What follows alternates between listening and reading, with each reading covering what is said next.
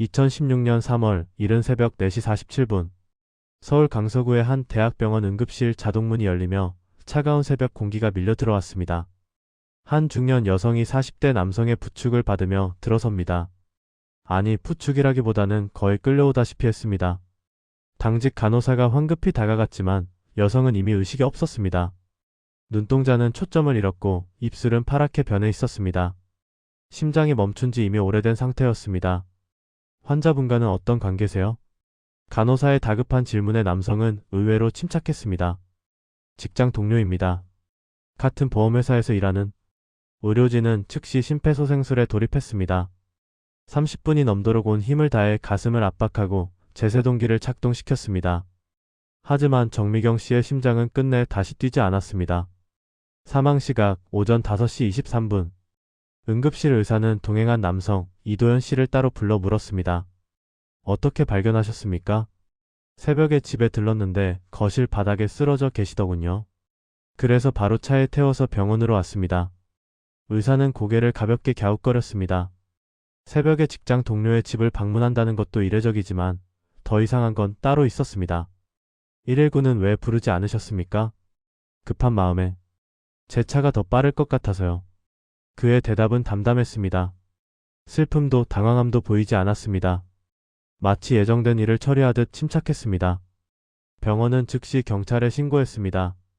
40대 여성의 급작스러운 죽음, 남편이 아닌 남성 동료와의 새벽 동행, 그리고 119를 건너뛴 개인 이송. 이 세 가지 조합은 의료진의 경험상 결코 자연스럽지 않았습니다. 경찰이 도착했을 때 이도현 씨는 여전히 응급실 대기실에 앉아 있었습니다. 손에는 식어버린 자판기 커피가 들려 있었고 표정에는 피곤함만 어려 있었습니다. 고인의 남편분께는 연락하셨습니까? 경찰의 질문에 그는 잠시 머뭇거렸습니다. 아직 못했습니다. 번호를 모르겠더라고요.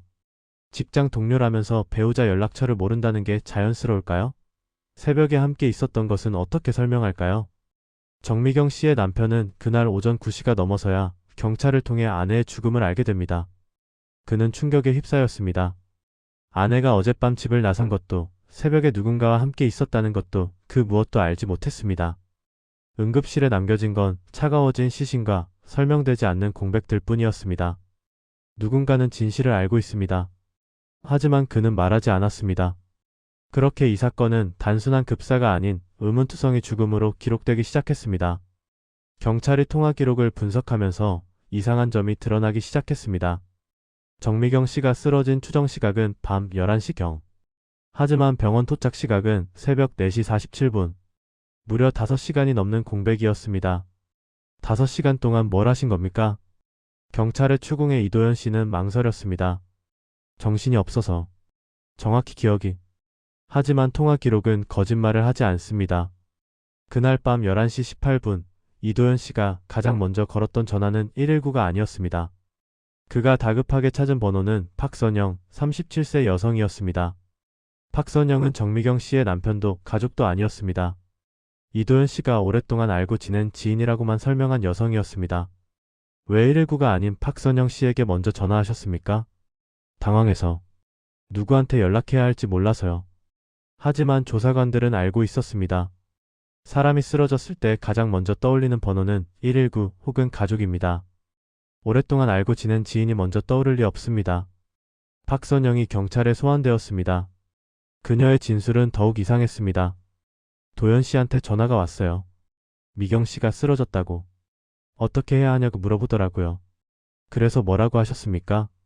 119 불러야 하는 거 아니냐고 했죠. 근데 도현 씨가 일단 자기한테 오라고 하더라고요. 박선영은 밤 11시 30분경 이도현 씨가 머물고 있던 정미경 씨의 집으로 갔습니다. 그곳에서 그녀가 본 것은 거실 바닥에 누워있는 정미경 씨였습니다. 그때 미경 씨 상태가 어땠습니까? 숨을 쉬는지 안 쉬는지 확실하지 않았어요. 얼굴이 창백하고 입술이 파래져 있었어요. 그런데도 119를 부르지 않으셨습니까? 박선영은 말을 잇지 못했습니다. 그녀와 이도현 씨는 새벽 1시가 넘어서야 차에 정미경 씨를 싣고 집을 나섰습니다. 하지만 병원으로 바로 가지 않았습니다. 그들은 인근 편의점에 들러 음료수를 샀고 차 안에서 30분 넘게 대화를 나눴습니다. CCTV에는 그 장면이 고스란히 담겨 있었습니다. 뒷좌석에 의식 없이 누운 여성, 앞좌석에서 담배를 피우며 이야기를 나누는 두 사람. 새벽 3시경 박선영은 택시를 타고 집으로 돌아갔습니다. 이도현 씨는 홀로 차를 몰아 1시간 넘게 더 헤맸습니다. 그가 병원에 도착한 건 그로부터 거의 2시간 후였습니다. 경찰이 추적한 세 사람의 관계는 더욱 복잡했습니다.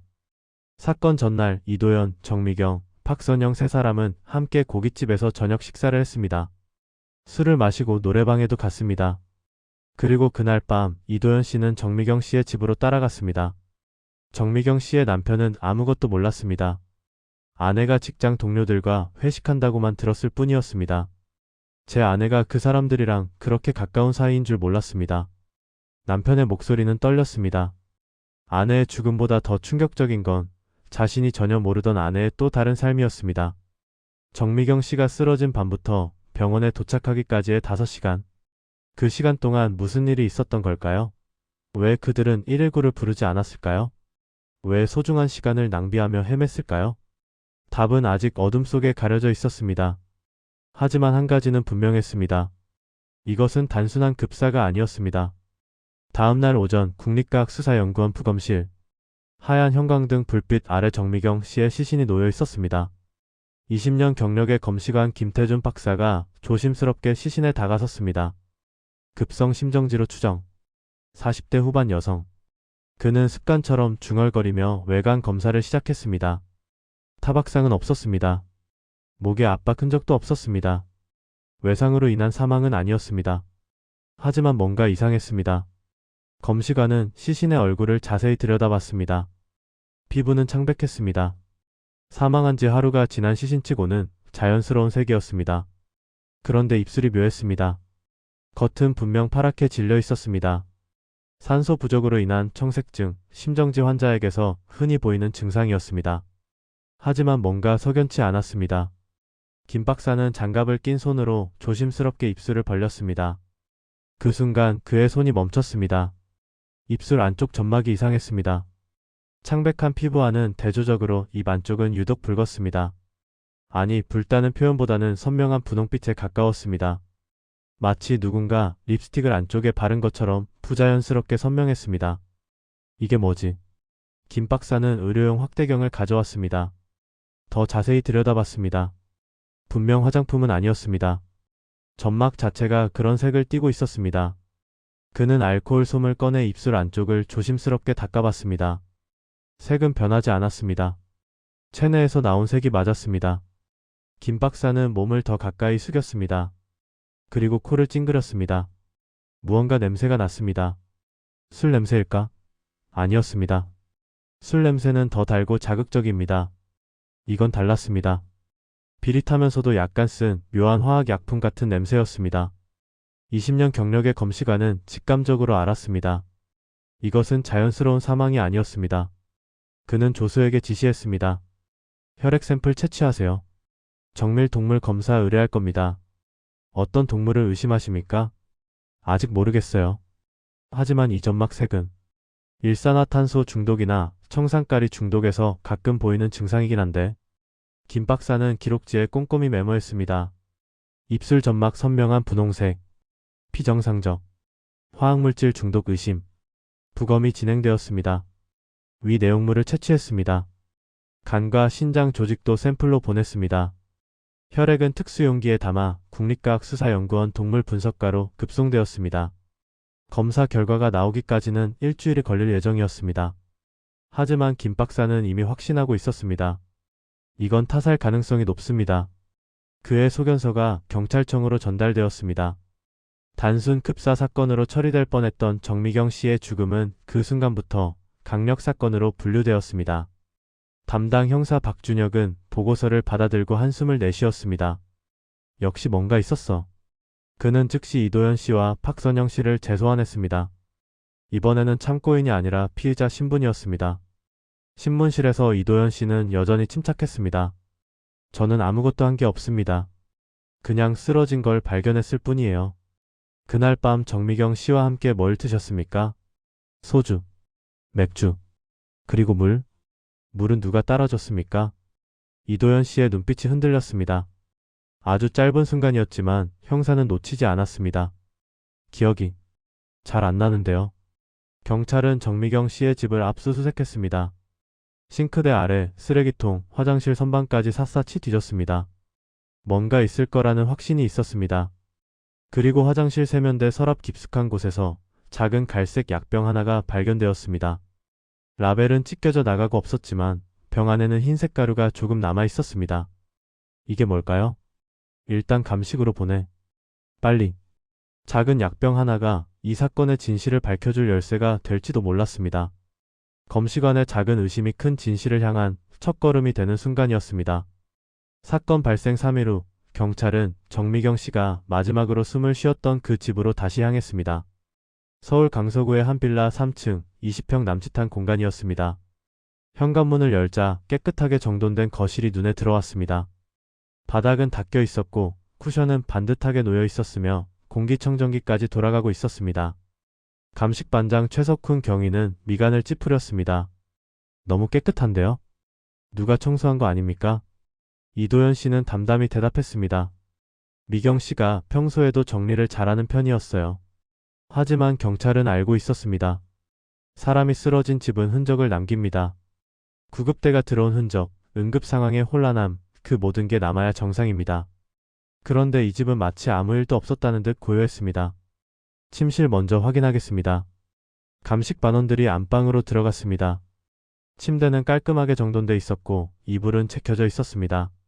하지만 뭔가 어색했습니다. 이불이 너무 반듯했습니다. 마치 일부러 정리한 것 같은 느낌이었습니다. 최경희가 침대 시트를 천천히 걷어냈습니다. 매트리스가 드러났습니다. 언뜻 보기엔 평범했습니다. 하지만 루미놀 시약을 뿌리자 자외선 아래에서 푸른 형광빛이 반응했습니다. 혈흔입니다.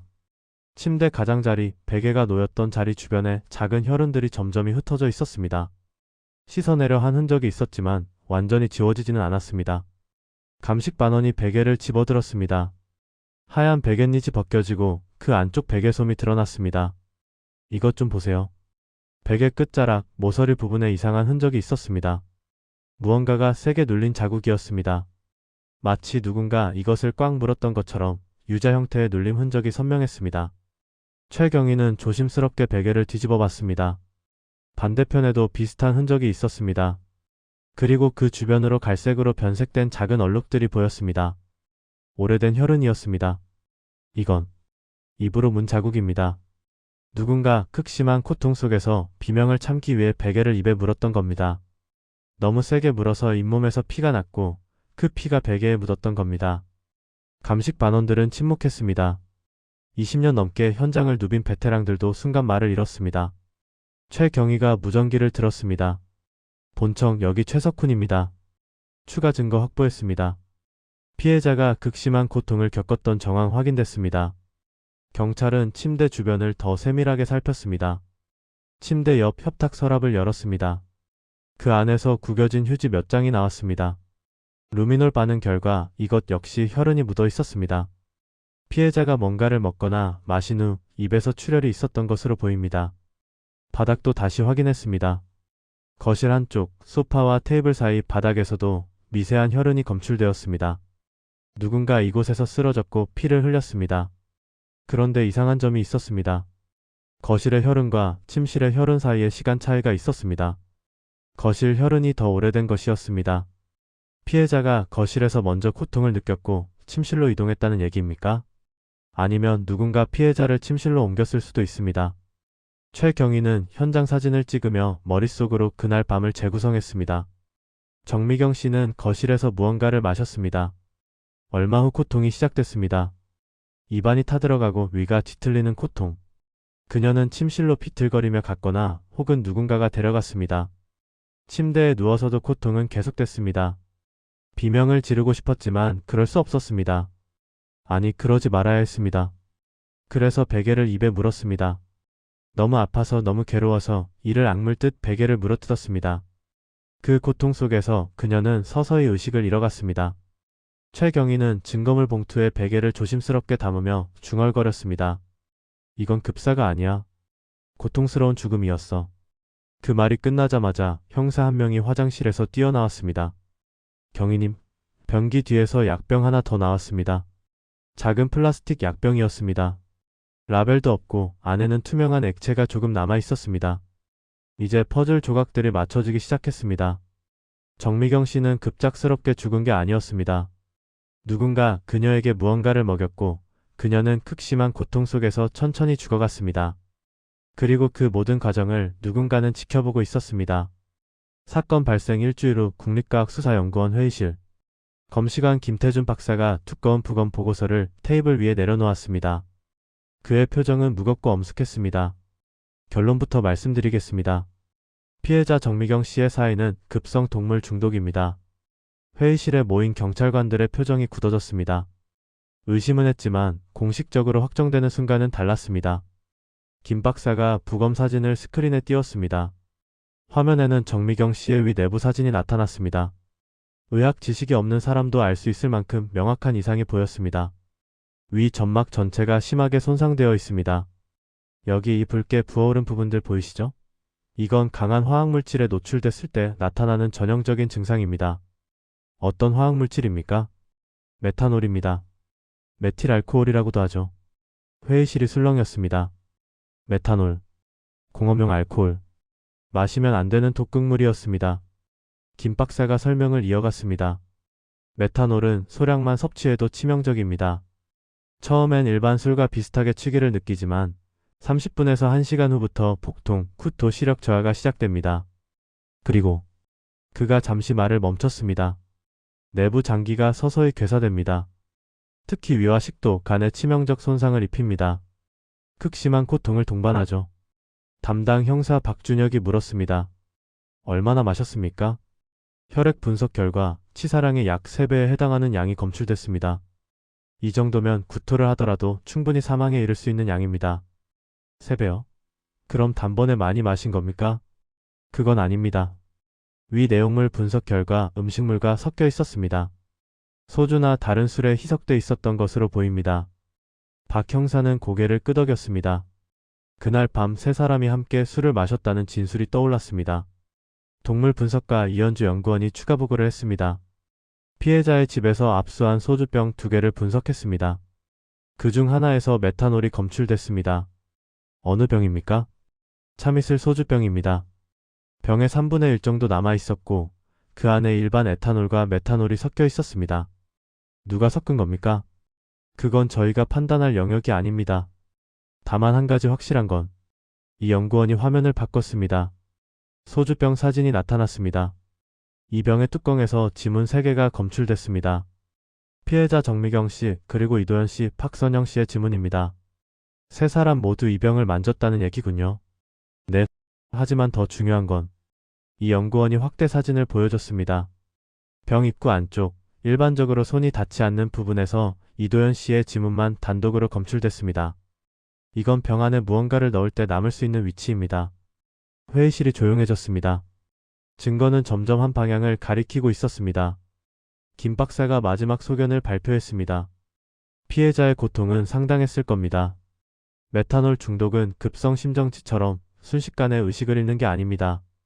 최소 30분에서 1시간 동안 극심한 복통과 구토, 호흡 곤란을 겪었을 것으로 추정됩니다. 베개를 물어뜯었던 흔적이 설명되는 순간이었습니다. 그 시간 동안 적절한 응급처치를 받았다면 살 수 있었습니까? 김 박사는 고개를 저었습니다. 쉽지 않았을 겁니다. 하지만 적어도 고통을 줄일 수는 있었겠죠. 문제는 그가 경찰들을 돌아보았습니다. 그 시간 동안 아무도 119를 부르지 않았다는 겁니다. 박 형사가 자리에서 일어났습니다.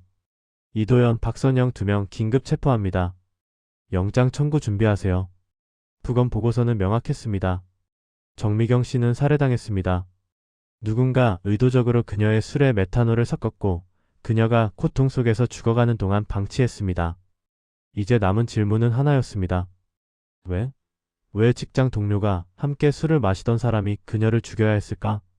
그 답은 2사람의 입에서 나와야 했습니다. 경찰차가 이도현 씨의 집으로 향했습니다. 더 이상 도망칠 곳은 없었습니다. 사건 발생 10일 후 서울지방경찰청 조사실. 37세 박선영 씨가 참고인 자격으로 다시 소환되었습니다. 이번에는 분위기가 달랐습니다. 형사들의 표정이 더 날카로웠고 질문도 더 구체적이었습니다. 박선영 씨, 3월 14일 밤 11시 30분경 정미경 씨 집에 갔을 때 상황을 다시 설명해 주시겠습니까? 박선영은 침착하게 대답했습니다. 도연 씨한테 전화가 와서 미경 씨가 쓰러졌다고 해서 급하게 갔어요. 도착했을 때 정미경 씨 상태는 어땠습니까? 바닥에 누워 있었어요. 의식은 없는 것 같았고 그녀의 목소리는 안정적이었습니다. 하지만 조사실 한편에 앉아있던 범죄심리분석관 김수진 프로파일러는 뭔가를 포착했습니다. 박선영의 오른손이 미세하게 떨리고 있었습니다. 형사가 질문을 바꿨습니다. 그날 저녁 식사 자리에서 술은 누가 따랐습니까? 기억이 잘 안 나요. 다들 돌아가면서 따른 것 같은데. 호흡이 약간 빨라졌습니다. 김 프로파일러가 메모했습니다. 소주병은 누가 열었습니까? 그것도 확실하지 않아요. 시선이 왼쪽 아래로 향했습니다. 거짓말할 때 나타나는 전형적인 눈동자 움직임이었습니다. 형사가 갑자기 질문의 방향을 틀었습니다. 박선영 씨, 미경 씨를 차에 태우고 어디로 갔습니까? 순간 박선영의 얼굴이 굳었습니다. 눈동자가 크게 흔들렸고 목의 근육이 긴장했습니다. 그녀는 입술을 꽉 깨물었습니다. 병원으로 가려고 했어요. 바로요? 네. 그런데 왜 편의점에 들렀습니까? 박선영이 말문이 막혔습니다. 그녀의 호흡이 눈에 띄게 거칠어졌습니다. 목이 말라서. 뒷좌석에 의식 없는 사람이 누워있는데 음료수를 사러 편의점에 들렀다는 말입니까? 저도 정신이 없어서. 김 프로파일러가 형사에게 메모를 건넸습니다. 차 안 이야기에 강한 스트레스 반응. 은폐하려는 기억이 있음. 형사가 물었습니다. 차 안에서 이도현 씨와 무슨 대화를 나눴습니까? 기억 안 나요. 30분 넘게 대화했는데 기억이 안 난다고요? 박선영은 대답하지 못했습니다. 그녀의 이마에 땀방울이 맺혔습니다. 바로 그 순간 디지털 포렌식 팀에서 급보가 들어왔습니다. 박선영의 휴대폰과 컴퓨터 분석 결과였습니다. 형사가 새 서류를 펼쳤습니다. 박선영 씨 2월 17일부터 3월 10일까지 총 37회에 걸쳐 특정 검색어를 조회했더군요. 무슨 메탄올 톡성, 메탄올 치사량, 톡극물 증상, 검거되지 않는 방법. 박선영의 얼굴이 창백해졌습니다. 형사가 인쇄물을 앞으로 밀었습니다. 검색 기록이 빼곡히 적혀 있었습니다. 2월 23일 오후 3시 47분 메탄올 어디서 구입. 2월 27일 밤 11시 12분 메탄올 소주에 타면. 3월 3일 새벽 2시 18분 톡극물 부검으로 발각되나? 제가 그런 걸 왜 검색했습니까? 호기심이었어요. 그냥 궁금해서. 하지만 그녀의 목소리는 떨렸습니다. 포렌식 전문가가 추가 보고를 했습니다. 피의자 박선영의 신용카드 사용 내역 분석 결과 3월 7일 용산 전자상가에서 공업용 알코올 판매점에 들른 기록이 있습니다. 구매는 현금으로 이루어진 것으로 추정됩니다. 그날 용산에 왜 갔습니까? 친구 만나러. 무슨 친구입니까? 이름이 뭡니까? 박선영은 대답하지 못했습니다. 그녀의 손이 심하게 떨렸습니다. 형사가 의자를 앞으로 당기며 낮은 목소리로 물었습니다. 박선영 씨, 왜 정미경 씨를 죽이려 했습니까? 저는 안 했어요. 그럼 왜 한 달 동안 메탄올을 검색했습니까? 왜 공업용 알코올을 현금으로 샀습니까? 왜 미경 씨가 죽어가는데 병원에 안 갔습니까? 저는 박선영의 목소리가 떨렸습니다. 눈에 눈물이 고였습니다. 이도현 씨가 시켰어요. 조사실이 조용해졌습니다. 뭐라고요? 도현 오빠가 미경 씨를 없애야 한다고. 자꾸 그러더라고요. 처음엔 농담인 줄 알았어요. 근데 계속 그녀의 진술이 쏟아지기 시작했습니다. 이도현과 박선영은 10년 전부터 알고 지낸 사이였습니다. 이도현은 몇 년 전부터 정미경과 불륜 관계였고 그녀의 보험금이 목표였습니다. 박선영은 이도현을 사랑했고 그의 요구를 거절할 수 없었습니다. 메탄올은 누가 소주에 탔습니까? 박선영은 고개를 숙였습니다. 제가. 도현 오빠가 화장실 간 사이에. 진실이 드러나는 순간이었습니다. 계획된 살인. 치밀하게 준비된 범죄. 하지만 몸은 거짓말을 하지 못했습니다. 디지털 흔적은 지울 수 없었습니다. 거짓말은 언제나 들통나게 되어 있습니다. 2017년 11월 서울중앙지방법원 대법정. 1년 8개월에 걸친 재판이 마침내 끝나는 날이었습니다. 방청석은 가득 찼고 정미경 씨의 남편과 아들이 앞줄에 앉아 있었습니다. 재판장이 판결문을 낭독하기 시작했습니다. 피고인 박선영은 피해자에게 치사량의 메탄올을 투여하여 살해하였으며 구호 조치를 취하지 않고 방치하여 사망에 이르게 한 사실이 명백합니다. 박선영은 피고인석에 고개를 숙인 채 서 있었습니다. 그녀의 얼굴은 1년 전과는 완전히 달라져 있었습니다. 헬쑥하고 생기 없고 이미 죽은 사람 같았습니다. 피고인을 살인죄로 무기징역에 처합니다. 쿵. 망치 소리가 법정에 울렸습니다. 박선영은 그 자리에서 무너졌습니다. 교도관이 그녀를 부축했지만 그녀의 다리는 이미 힘을 잃은 상태였습니다. 이어서 공범 이도현에 대한 선고가 있었습니다. 피고인 이도현은 범행을 공모하고 방조하였으며 피해자가 고통받는 동안 구조하지 않고 증거를 인멸하려 한 정황이 명백합니다. 피고인을 살인방조 및 사체유기 혐의로 징역 25년에 처합니다. 이도현은 표정 하나 변하지 않았습니다. 마치 남의 일을 듣는 것처럼 무감각했습니다. 그 모습에 방청객들은 분노했습니다. 사람이 어떻게 저럴 수가 있어. 양심도 없는 거야. 재판장이 정숙을 요구했지만 방청석의 웅성거림은 쉽게 가라앉지 않았습니다. 판결이 끝나고 정미경 씨의 남편 정수철 씨가 법원 앞에서 기자들과 마주했습니다. 그는 1년 8개월 동안 매번 법정에 출석했습니다. 한 번도 빠지지 않았습니다. 판결에 만족하십니까? 기자의 질문에 정 씨는 오랫동안 침묵했습니다. 그리고 떨리는 목소리로 말했습니다. 무기징역이든 사형이든 제 아내는 돌아오지 않습니다. 판결이 중요한 게 아니에요. 그의 눈에는 눈물이 가득했습니다. 다만 이런 일이 다시는 일어나지 않았으면 좋겠습니다.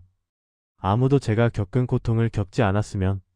카메라 플래시가 터졌지만 정 씨는 고개를 들지 못했습니다. 그로부터 몇 달 후 기자는 정 씨의 집을 다시 찾았습니다. 조용한 아파트 한켠 거실 벽에는 정미경 씨의 사진이 걸려 있었습니다. 환하게 웃고 있는 모습이었습니다. 정 씨의 아들, 당시 25이었던 정준호 씨가 기자를 맞았습니다. 어떻게 지내십니까? 준호 씨는 쓸쓸하게 웃었습니다. 그냥 살고 있어요. 하루하루를. 그는 거실 한쪽을 가리켰습니다. 작은 재단이 마련되어 있었고 정미경 씨의 영정사진이 놓여 있었습니다. 아침마다 엄마한테 인사해요. 엄마 잘 갔다 올게 하고 퇴근하면 엄마 다녀왔어 하고. 그의 목소리가 떨렸습니다. 밥 먹을 때가 제일 힘들어요. 예전엔 엄마가 항상 많이 먹어라, 천천히 먹어라 하셨거든요. 지금도 가끔 엄마 목소리가 들리는 것 같아요. 준호 씨는 엄마 묘소를 자주 찾았습니다. 서울 근교의 작은 공원묘지. 벚꽃나무 아래 조용히 잠들어 있는 곳이었습니다. 묘비에는 이렇게 적혀 있었습니다. 사랑하는 엄마 정미경. 우리 곁을 떠났지만 영원히 우리 마음속에. 그리고 그 옆 준호 씨가 직접 손으로 쓴 메모가 붙어 있었습니다. 엄마 아직도 밥 먹을 때면 엄마 목소리가 들려. 많이 먹으라고 천천히 먹으라고. 엄마가 보고 싶어. 정말 많이. 봄이 오면 묘소 주변에 벚꽃이 폈습니다. 여름이 오면 푸른 잔디가 자랐습니다. 가을이 오면 낙엽이 쌓였고 겨울이 오면 눈이 내렸습니다. 계절은 바뀌었지만 정미경 씨는 그곳에 그대로였습니다. 정 씨 부부는 이혼하지 않았습니다. 아내가 다른 남자와 불륜 관계였다는 사실을 알았지만 정 씨는 아내를 원망하지 않았습니다. 제가 부족했던 거겠죠. 아내에게 관심을 더 가졌어야 했는데. 그는 스스로를 책망했습니다. 하지만 누구의 잘못도 아니었습니다. 다만 욕심 많은 사람들이 한 사람의 생명을 빼앗았을 뿐이었습니다. 사건은 끝났습니다. 범인들은 감옥에 갇혔고 재판은 종결되었습니다. 언론도 더 이상 이 사건을 다루지 않았습니다. 사람들의 기억 속에서도 서서히 잊혀져 갔습니다. 하지만 한 가족에게는 시간이 그날에 멈춰 있었습니다. 2016년 3월 14일. 엄마가 아내가 한 사람이 세상을 떠난 그날. 우리는 왜 이 이야기를 기억해야 할까요? 단순히 범죄의 잔인함을 알리기 위해서일까요? 아닙니다. 이 이야기는 우리에게 묻습니다. 당신 곁에 소중한 사람에게 오늘 관심을 기울였습니까? 사랑한다고 말했습니까? 사건이 끝난 뒤에도 삶은 계속됩니다. 남겨진 사람들의 삶은 계속됩니다. 그래서 우리는 기억해야 합니다. 한 사람의 생명이 얼마나 소중한지, 그 생명을 지키는 것이 얼마나 중요한지. 정미경 씨는 이제 없지만 그녀가 남긴 교훈은 여전히 우리 곁에 있습니다. 여러분, 오늘 사건 그날 이후에서는 2016년 3월 새벽 응급실로 실려온 한 여성의 죽음 뒤에 숨겨진 충격적인 진실을 함께 살펴봤습니다. 직장 동료라고 주장했던 남성, 119 대신 지인에게 전화를 걸었던 5시간의 공백, 시신이 말해준 메탄올 중독의 증거, 그리고 한 달간 준비된 치밀한 살인 계획까지. 정미경 씨는 가장 가까운 사람들의 손에 고통스럽게 세상을 떠났습니다. 보험금과 욕심이 한 사람의 생명보다 중요했던 사람들에 의해서 말입니다. 하지만 이 사건이 우리에게 남긴 교훈은 분명합니다. 첫째, 아무리 가까운 사람이라도 이상한 점이 보인다면 주의해야 합니다. 둘째, 거짓말은 반드시 드러나게 되어 있습니다. 몸의 반응도, 디지털 흔적도, 과학 수사도 진실을 밝혀냅니다. 셋째, 그리고 가장 중요한 것은 우리 곁에 소중한 사람들에게 관심을 가져야 한다는 것입니다. 사건은 끝났지만 남겨진 가족의 슬픔은 지금도 계속되고 있습니다. 빈 식탁의 의자, 들리지 않는 목소리, 돌아오지 않는 사람. 사건 그날 이후는 앞으로도 우리 사회에서 일어났던 미제 사건, 강력 사건들의 진실을 여러분과 함께 파헤쳐 나가겠습니다. 잊혀져가는 사건들을 기억하고 그 속에서 교훈을 찾아내는 것. 그것이 바로 이 채널이 존재하는 이유입니다. 오늘 영상이 도움이 되셨다면 좋아요 버튼으로 응원해주시고 구독과 알림 설정으로 다음 이야기도 함께 해주세요. 여러분의 관심 하나하나가 진실을 밝히는 데 큰 힘이 됩니다. 다음 영상에서는 또 다른 충격적인 사건의 진실을 가지고 찾아뵙겠습니다. 사건 그날 이후 시청해주셔서 감사합니다.